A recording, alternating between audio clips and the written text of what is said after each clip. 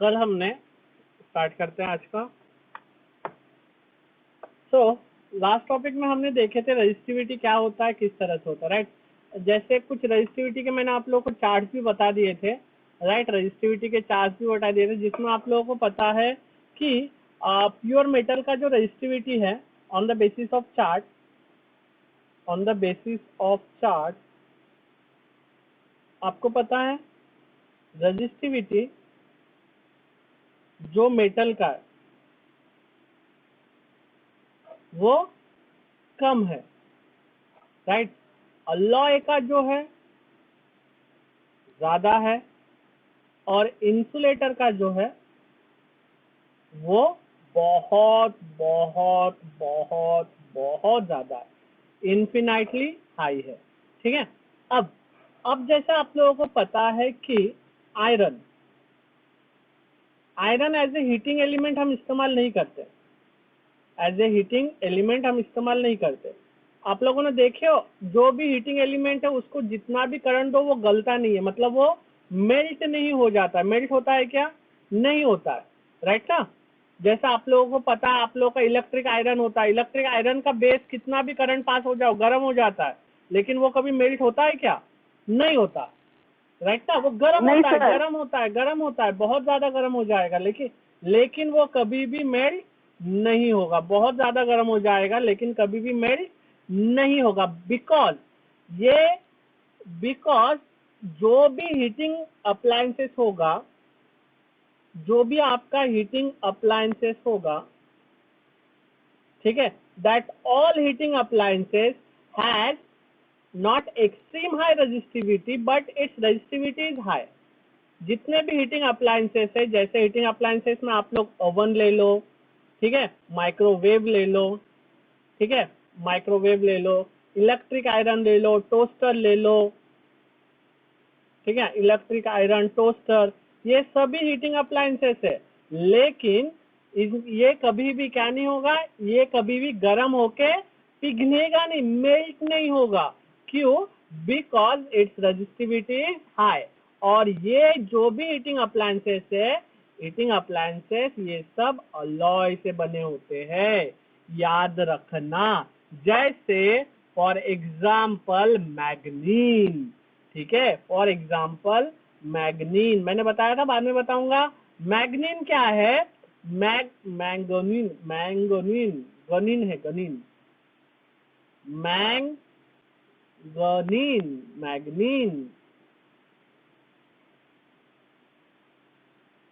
मैग्नीन and alloy है। क्यों alloy है? क्योंकि ये बनता है कॉपर, मैग्नीज, मैंगनीज,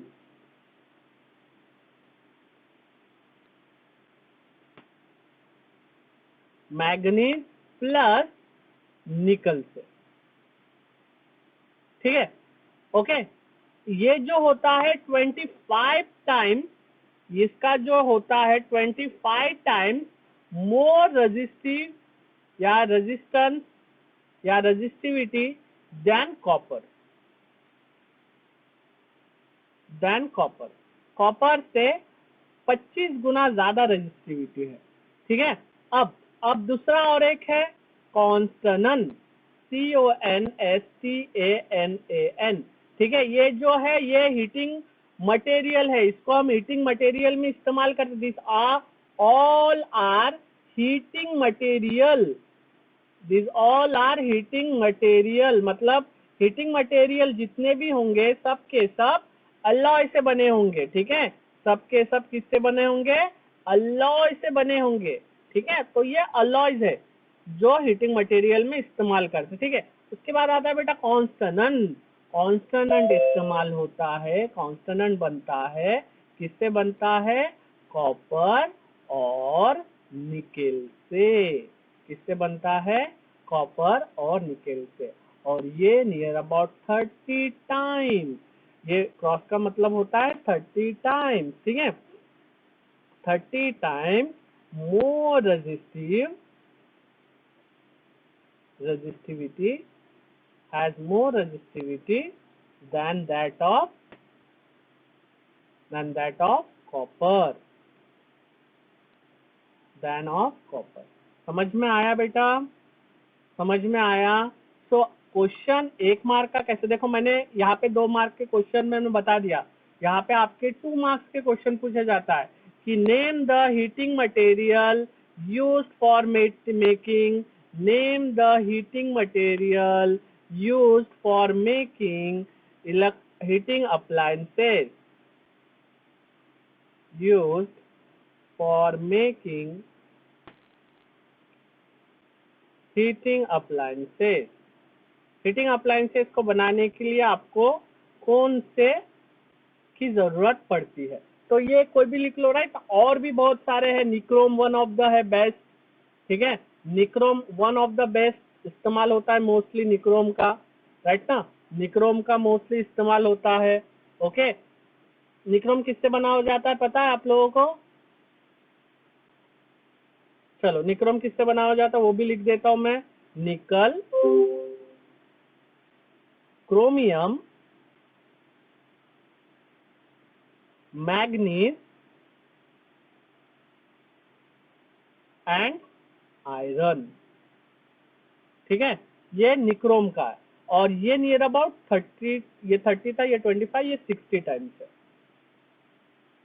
ठीक है, 60 टाइम मून रेजिस्टिविटी। तो ये तो हो गया, मैंने 2 मार्क के क्वेश्चन बता दिए, कोई भी तीन में से कोई भी 2 लिख देना, आप लोगों को 2 मार्क मिल जाएगा। लेकिन और एक क्वेश्चन पूछा जाता है 2 मार्क के लिए, ठीक है, 2 मार्क के लिए एक इंपॉर्टेंट क्वेश्चन पूछा जाता है। ठीक है, क्वेश्चन क्या है, why alloy is used as a heating material या heating element in heating appliances। आप अलॉय का इस्तेमाल क्यों करते हो, या फिर यहाँ पे अलॉय को रिप्लेस कर सकते हैं, वाई निक्रोम इज यूज, ठीक है, वाई निक्रोम इज यूज ऐसे भी क्वेश्चन पूछा जाता है, या वाई अलॉय इज यूज ऐसे भी क्वेश्चन पूछा जाता है। ठीक है, तो देखो इसके 2 है और 2 के दोनों लिखना है, इसके 2 पॉइंट है। सबसे पहला पॉइंट है, ठीक है, आंसर लिखना नॉट अ सॉल्यूशन, आंसर कि the resistivity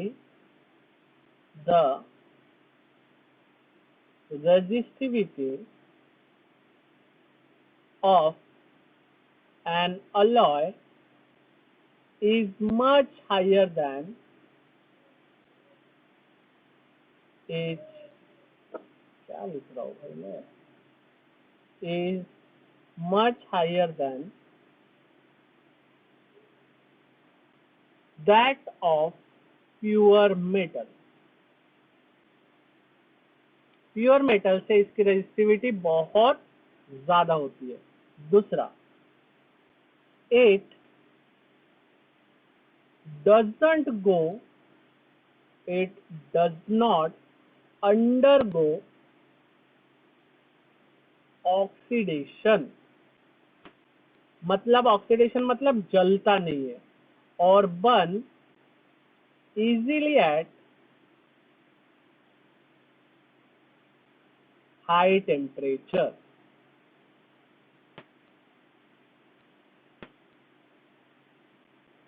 ठीक है, ये 2 तो कंपलसरी लिखना है। ठीक है, ये 2 तो कंपलसरी लिखना है। अब यहाँ पे अलॉय के जगह पर अगर निक्रोम है तो वहां पे लिखोगे, क्या लिखोगे, the resistivity of nichrome is much higher than that of, ठीक है, देन दैट ऑफ जो भी आपका मेटल प्योर मेटल लिख लोगे, या किसी के साथ कंपेयर करने बोले तो किसी के साथ कंपेयर कर दोगे। और दूसरा लिखोगे डज नॉट अंडरगो ऑक्सीडेशन। ठीक है, इजीली। समझ आया? समझ आया? ओके चलो, हाँ ना, वो इसमें दे देना, because it has resistivity to convert the electric into heat. Okay चलो, तो मैं तो बहुत बोल रहा था। ओके चलो बेटा, कोई नहीं, वो मेरे इसमें थोड़ा सा प्रॉब्लम था। ओके, समझ में आ गया, आई थिंक सबको आ गया। हाँ ना, चैट सेक्शन में डाल दो या फिर मुंडी हिला दो, आप लोगों का कैमरा वैसे भी ऑन है, समझ आ जाएगा मेरे को। ओके, तो अब सोलर सेल्स, वैसे सोलर सेल आप लोगों को अभी तो है नहीं, सोलर सेल जब इस्तेमाल करते हैं तो सोलर सेल बनाने के लिए हम सेमीकंडक्टर का इस्तेमाल करते हैं।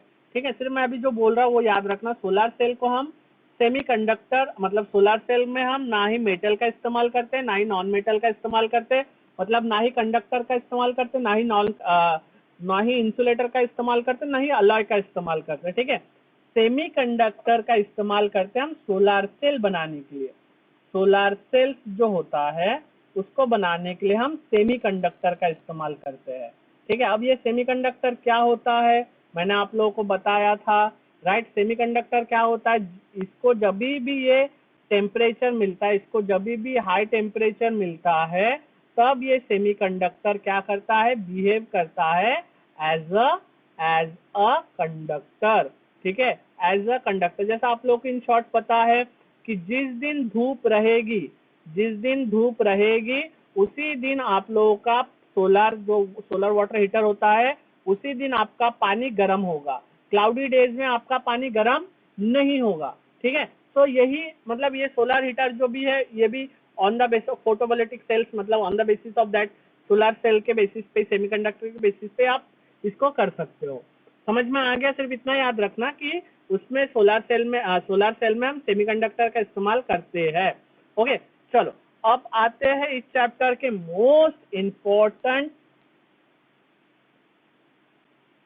टॉपिक पे, दैट इज न्यूमेरिकल।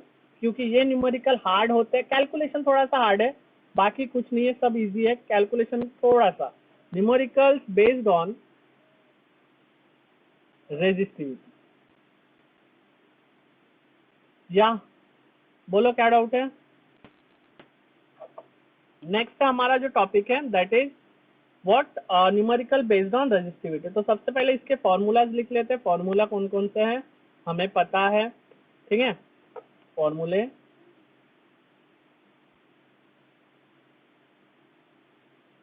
सबसे पहला है हमें पता है R equals to rho L by A. दूसरा rho is equals to R A by L. तीसरा एरिया पाई आर स्क्वायर के फॉर्म में है, या फिर area pi D square by 4 के फॉर्म में है, राइट ना। क्योंकि r is equals to D by 2 होता है, डायमीटर का आधा होता है r, तो उससे ये फॉर्मूला बनता है। अगर वो फॉर्मूला इधर डाले, अगर a में डाले ये फॉर्मूला, रो निकालना है तो रो की वैल्यू इसमें से कुछ ऐसी निकलेगी, rho is equals to r pi D square by 4l, right. अगर इसमें हमने इसकी वैल्यू डाली, किसकी वैल्यू डाली, a की वैल्यू, तो r इक्वल्स टू रो, ठीक है, 4 रो L बाय डी स्क्वायर। ठीक है, 4 रो L बाय डी स्क्वायर ये होगा। ओके, और उसके बाद आप लोगों को तो ओम्स लॉ वगैरह पता ही है, क्या है ohm's law, V is equal to R into I. ठीक है, V is equal to R into I, ये तो आप लोगों को पता ही है। ओके, तो ये जो है ये फॉर्मूला पे आप लोगों को सॉल्व करना है आगे के क्वेश्चन। ठीक है, तो चलो क्वेश्चन पे आ जाते हैं। आई थिंक फॉर्मूलाज हो गया होगा लिखना। चलो क्वेश्चन नंबर 1 ध्यान से देखना। सिर्फ देखो इसमें ये जो है इसमें हड़बड़ी मत करना। ठीक है, हड़बड़ी मत करना। ठीक है, शांति से सॉल्व करना, क्योंकि कैलकुलेशन पार्ट है, रेजिस्टिविटी यानी calculation part. A copper wire of length 2 meter and area of cross section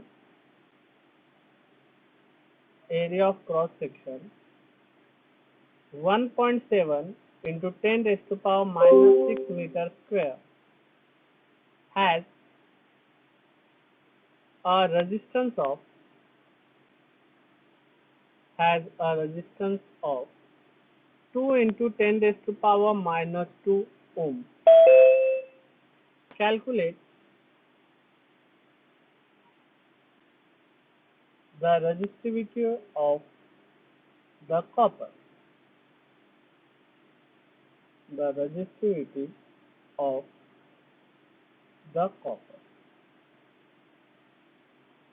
ठीक है, चलो तो इसी को बेटा भी सॉल्व करेंगे आप लोगों के साथ। ठीक है, तो देखो ये था हमारा क्वेश्चन कि एक कॉपर वायर है जिसका लेंथ है, राइट ना, अगर इसको हमने डायग्रामेटिकली रिप्रेजेंट किया तो ऐसा एक कंडक्टर है सपोज, जिसका यहाँ से यहाँ तक का लेंथ है सपोज 2 मीटर का, मतलब दिया हुआ है जो ये एरिया ऑफ क्रॉस सेक्शन है 1.7 इंटू 10⁻⁻6 मीटर स्क्वायर का, और इसका रेजिस्टेंस है 2 इंटू 10⁻2 ओम का।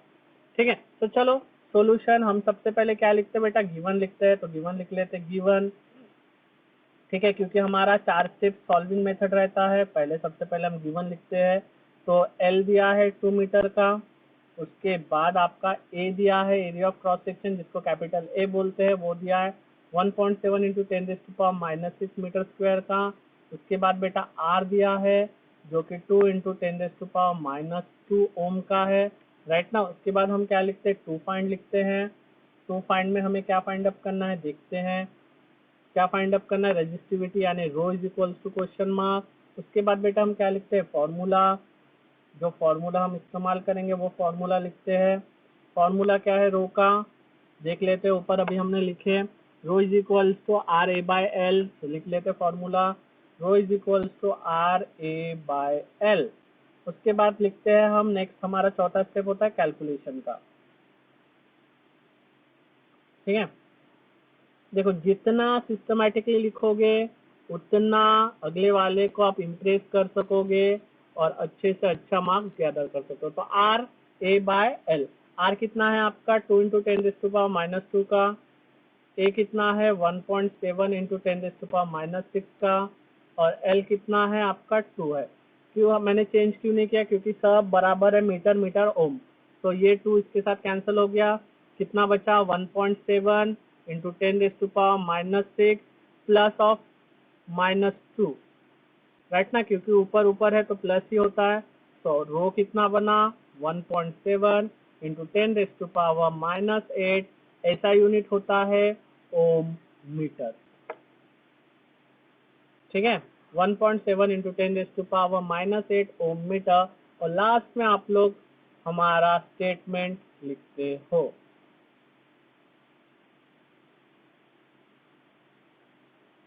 ठीक है, आई थिंक समझ में आ गया होगा सबको, किसी को कोई डाउट है? नो, चलो very good.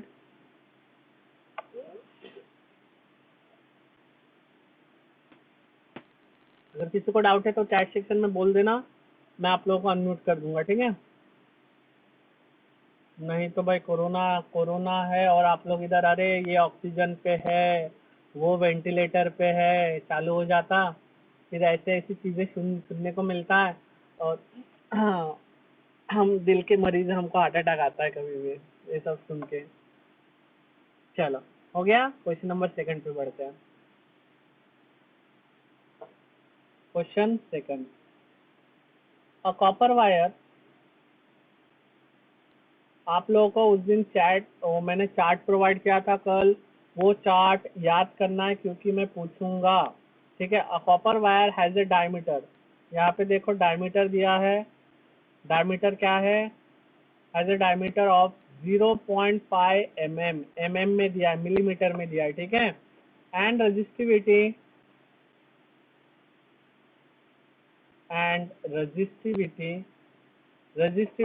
Of 1.6 into 10⁻8 ohm meter, resistivity ohm meter में दिया है, ठीक है। ओके ओके ठीक है। First, what will, okay Vedant ठीक है, टेलीग्राम में भेज देता हूँ मैं चार्ट आप लोगों को। What will be the length, वैसे तो मेरे ख्याल से इसमें ऑलरेडी हो गई ना, नोट्स में, नोट जो टेलीग्राम में दिया है, length of this wire to make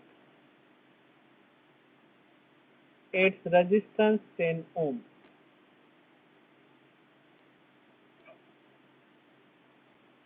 10 ohm का रेजिस्टेंस बनाना है, तो क्या होगा, next, how much does the resistance change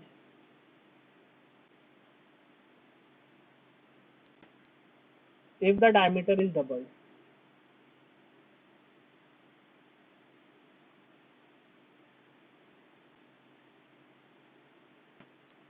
अगर डायमीटर डबल किया गया तो रेजिस्टेंस क्या चेंज होगा?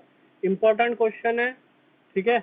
बहुतों को नहीं आता है कि डायमीटर डबल हुआ,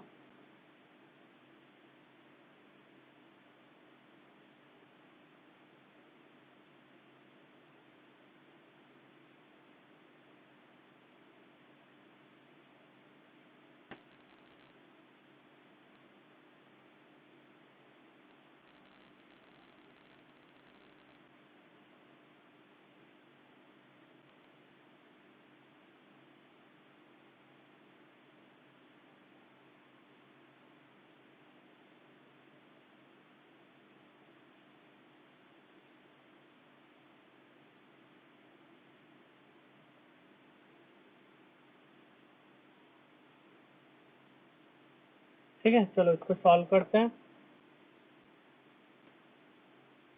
सॉल्यूशन क्या है आप लोगों का, ध्यान देना।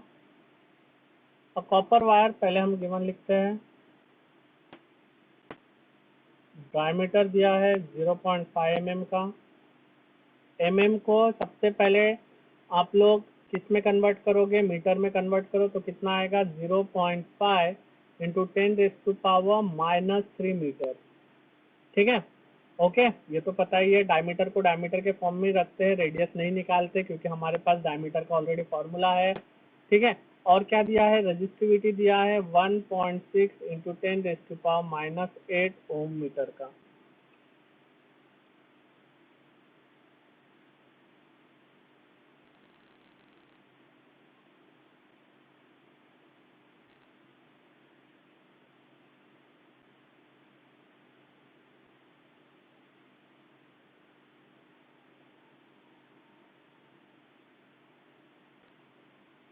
ठीक है, ओके।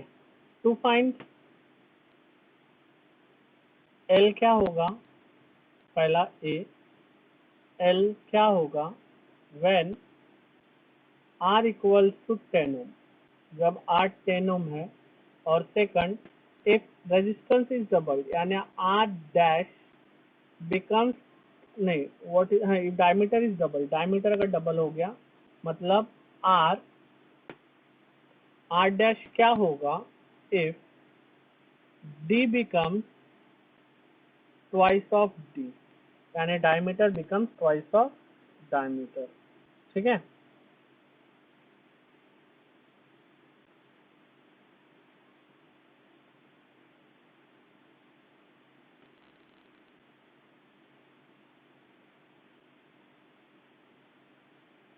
ओके। फॉर्मूला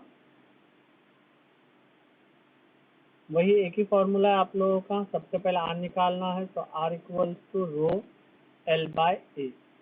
ठीक है, और ए की वैल्यू इन टर्म्स ऑफ आप लोगों को पाई के फॉर्म में पता ही है, डी के फॉर्म में A equals to pi D square by 4। अगर इसमें डालते हैं तो R is equals to 4 rho L upon pi D square. ठीक है, ये यहाँ पे दिया। अब देखो यहाँ पे पाई की वैल्यू दिया नहीं है,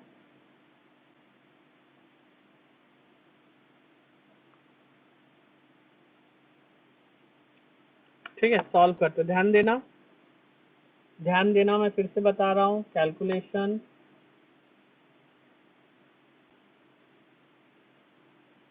ठीक है, as R equals to 4 rho L upon pi D square. Value डालते हैं 4 इंटू 1.6 इंटू 10⁻⁻8, ठीक है, इंटू एल की वैल्यू, अच्छा इसमें से एल निकालना है ना, सॉरी आर भी दिया है तो एल की वैल्यू हम निकाल लेते हैं।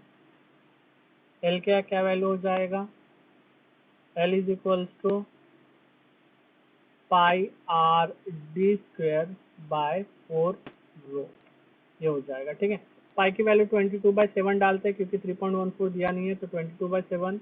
आर की वैल्यू है 10 ohm into D square, diameter की वैल्यू दी है 0.5 इंटू 10⁻³ का स्क्वायर इंटू 4 इंटू रो की वैल्यू कितनी दी है 1.6 इंटू 10⁻⁻8 का।